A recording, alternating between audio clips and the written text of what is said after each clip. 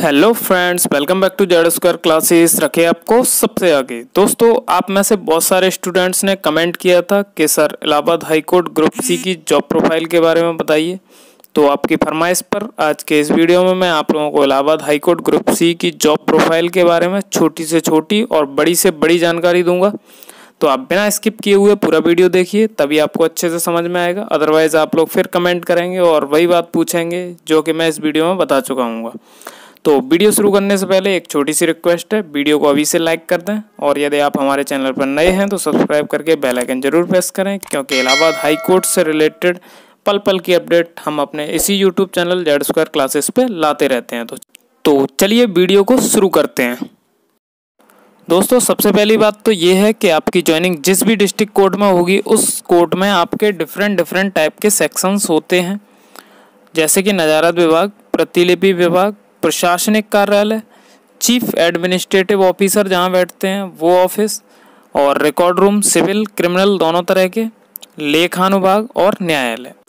तो सबसे पहले बात कर लेते हैं नजारत अनुभाग की। इस अनुभाग का जो मेन काम है वो पूरे डिस्ट्रिक्ट कोर्ट में जितने भी फर्नीचर हैं उन सब की समुचित व्यवस्था कराना, और दूसरा है डाक का। अब डाक का कैसे, जैसे किसी कैदी की रिहाई आदेश भेजना है तो वो नजारत विभाग द्वारा ही जेल में भिजवाया जाता है, या फिर कोई मुजरिम है उसकी बेल अप्रूव हो गई कोर्ट द्वारा, तो अब उसके लिए 2 जमानतदार चाहिए होते हैं। अब वो 2 जमानतदार अपने अपने पेपर्स लगाएंगे और उन पेपर्स को वेरीफाई करवाने के लिए नजारत, तहसील और थाने इन दोनों को उसकी कॉपी भेजेगी, जिससे कि वहाँ से जब वेरीफाई होके आएगा तभी उसकी बेल हो पाएगी, यानी वो तभी छूट पाएगा जेल से, अदरवाइज वो नहीं छूट पाएगा। तो ये काम भी नजारत विभाग द्वारा होते हैं।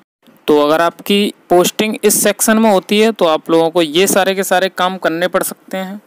अब बढ़ते हैं अपने दूसरे विभाग की तरफ, प्रतिलिपि विभाग। इस विभाग का जो मुख्य काम है वो है ओरिजिनल डॉक्यूमेंट्स जो होते हैं, ओरिजिनल फाइल के ओरिजिनल डॉक्यूमेंट्स, उनकी फ़ोटोकॉपी करा के और अटेस्ट करके एडवोकेट को प्रोवाइड करा देते हैं। जब भी कोई एक्यूज्ड होता है उसकी बेल के लिए एडवोकेट बेल पेपर्स कोर्ट में दाखिल करता है तो उसे एफआईआर की अटेस्टेड कॉपी की ज़रूरत होती है, जो कि कॉपी सेक्शन से मिलती है, यानी प्रतिलिपि विभाग से। और वो कोई भी कॉपी हो जो कि एडवोकेट ओरिजिनल डॉक्यूमेंट की चाहता है यहीं पे मिलेगी और यहीं से अटेस्टेड होके उसको मिलेगी। तो यहाँ पे भी ये वाला काम है वो भी आप लोगों को ही करना पड़ेगा। अब बढ़ते हैं नेक्स्ट की तरफ। तो अगला विभाग है प्रशासनिक कार्यालय। इस विभाग का मुख्यतः जो काम होता है वो प्रत्येक कोर्ट से monthly, quarterly, half yearly, yearly कितनी फाइलें डिसाइड हुई हैं और कितनी पेंडिंग है, ये सारा का सारा डाटा हाई कोर्ट को भेजना होता है। तो यहाँ पे आपकी ज्वाइनिंग हो सकती है, तो आप लोगों को ये काम करना पड़ेगा। अब बढ़ते हैं नेक्स्ट। तो नेक्स्ट है आपका मुख्य प्रशासनिक अधिकारी, सीएओ ऑफिस होता है। उसमें मुख्यतः कोर्ट के सभी कर्मचारियों का डेटा होता है, कौन कब आया, कौन कब रिटायर होने वाला है। नए कैंडिडेट्स की ज्वाइनिंग से रिलेटेड काम वहाँ पे ही होता है, और जो वर्तमान एम्प्लॉई हैं उनको एक सेक्शन से दूसरे सेक्शन में जब भी आवश्यकता पड़े उस हिसाब से ट्रांसफ़र करना इसी सेक्शन के अंतर्गत आता है। तो ये सेक्शन बहुत ज़्यादा पावरफुल है पूरे के पूरे कोर्ट में। तो यहाँ पर अगर आपकी ज्वाइनिंग होती है तो आप लोगों को ये काम करने पड़ सकते हैं। अब बढ़ते हैं नेक्स्ट विभाग की तरफ।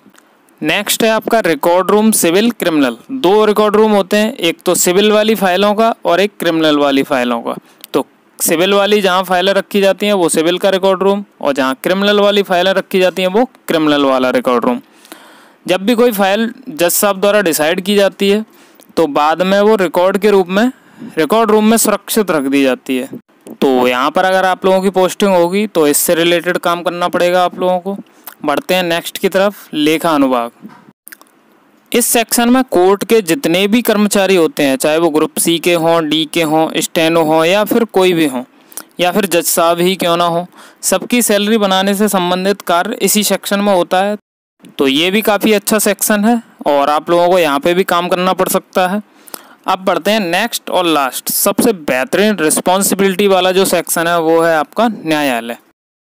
दोस्तों, यहाँ पर मुकदमों की सुनवाई होती है और आपका काम होगा सुबह आते ही सबसे पहले ये देखना कि आज कितनी बेल और फाइलों पे सुनवाई होनी है। जिन पे भी सुनवाई होनी है उनको बाहर निकालना पड़ेगा, और प्रोसेस सर्वर जो एम्प्लॉय होता है उसके द्वारा कोर्ट में पहुंचवाना होता है आपका काम। और सुनवाई के बाद पुनः फाइलों को व्यवस्थित करके उनको नियत स्थान पर लगाना, ताकि अगली सुनवाई पे वो निकाली जा सकें।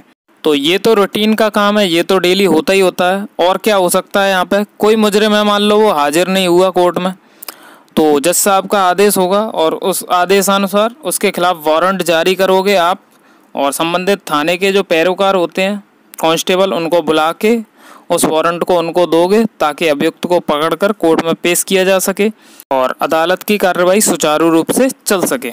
अब एक और काम के बारे में बताता हूँ मैं आप लोगों को। मान लो कोई मुजरिम है, जज साहब ने उसकी ज़मानत अप्रूव कर दी, अब वो जेल से रिहा तब तक नहीं होगा जब तक आप रिहाई जेल नहीं भेजोगे, और जो रिहाई जाती है वो आप लोगों को नज़ारत द्वारा भेजनी पड़ती है। ये मैंने पीछे भी बताया था आप लोगों को। तो ये सारे काम हैं जो कि न्यायालय में होते हैं। अगर आपकी पोस्टिंग होती है न्यायालय में तो आप लोगों को यही सारे काम करने पड़ेंगे। और भी बहुत सारे काम हैं, उनको बताऊंगा तो वीडियो बहुत लेंथी हो जाएगा, तो सारा का सारा बताने की कोई ज़रूरत नहीं है। अब बात कर लेते हैं इसके ड्रेसिंग सेंस के बारे में। ड्रेस किस टाइप की है इसकी। दोस्तों इस पोस्ट का ड्रेस कोड है वो बहुत बेहतरीन है। आपको न्यायालय परिसर में black pant, white shirt, black coat, black tie और ब्लैक शूज़ पहन के रहना होता है, जो कि बहुत अट्रैक्टिव लगती है और इस पोस्ट को और ख़ास बना देती है। मान लीजिए अगर कोई बाहर का बंदा आपसे मिलने आए और आपको उस ड्रेस में देखे तो वो कहेगा कि वास्तव में कोई आपकी जॉब है। तो ड्रेसिंग सेंस लाजवाब है इसका। अब जान लेते हैं कि इस पोस्ट के लिए टाइमिंग क्या रहती है कोर्ट की।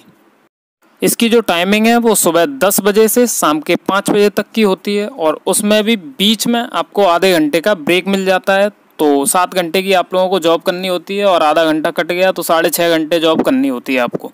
बढ़ते हैं आगे। तो जैसा कि आप लोगों को स्क्रीन पर दिख रहा है, इतनी सारी लीव्स मिलती हैं। तो संडे तो ऑफ रहता ही रहता है, सेकंड सैटरडे भी ऑफ रहता है, और फोर्थ सैटरडे को जजेस नहीं आते, आप लोगों को जाना पड़ेगा। और इस दिन आप लोगों को जो भी पेंडिंग काम है वो निपटाना होता है, और बाकी कोई ऑफिसर्स नहीं आते हैं, कोई भी जज साहब नहीं आते। ठीक है। इस पोस्ट की और सबसे बेहतरीन बात मुझको ये लगती है कि इसमें आप लोगों को घूमने के लिए बहुत सारी छुट्टियां मिलती हैं। जैसे कि 10 दिन का आपको समर वैकेशन मिल जाता है, 7 दिन की विंटर वैकेशंस मिल जाती हैं। आप लोग साल में 2 बार कहीं भी जाने के लिए अपनी ट्रिप प्लान कर सकते हैं। इसके अतिरिक्त 14 CL मिलेंगी, 30 EL मिलती हैं हर साल, और पूरी सर्विस में आप लोगों को 365 मेडिकल लीव मिलेंगी। तो दोस्तों इस जॉब में छुट्टियां तो भरपूर हैं। तो यदि आप छुट्टियों में घूमने के शौकीन हैं तो ये जॉब आपके लिए बहुत बेहतरीन है। तो मैंने इस पोस्ट से रिलेटेड सारी की सारी इन्फॉर्मेशन आपको प्रोवाइड करा दी है। यदि फिर भी आप लोगों को कोई भी क्वेरी है तो कमेंट करें, मैं आपकी हर एक क्वेरी को सॉल्व करने की पूरी कोशिश करूंगा। वीडियो पसंद आया हो तो लाइक करें, शेयर करें। यदि आप हमारे चैनल पर नए हैं तो सब्सक्राइब करके बेल आइकन जरूर प्रेस करें, ताकि जो भी नया वीडियो अपलोड हो तो सबसे पहले उसका नोटिफिकेशन आपको मिले। और सब्सक्राइब जरूर कर लें, क्योंकि इलाहाबाद हाई कोर्ट से रिलेटेड पल पल की अपडेट आपको इस चैनल पर मिलती रहेगी। तो मिलते हैं अगले वीडियो में, तब तक के लिए बाय बाय, टेक केयर।